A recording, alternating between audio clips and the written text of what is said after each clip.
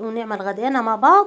أنا جيت من الشغل بتاعي، دخلت على المطبخ على طول. اول حاجه بعملها كده ببص على المواعين، وابدا ان انا اذكر الله واصلي على النبي. اللهم صل وسلم وبارك على سيدنا محمد وعلى اله وصحبه اجمعين، واستعين بالله وابدا اشوف شغل بيتي.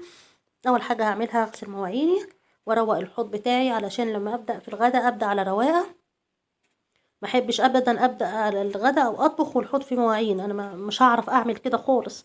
لازم تكون الدنيا رايقه حواليا كده، والمطبخ يكون نظيف وزي الفل، علشان لما اعمل غدا اعمله بمزاج كده ويطلع معايا زي الفل.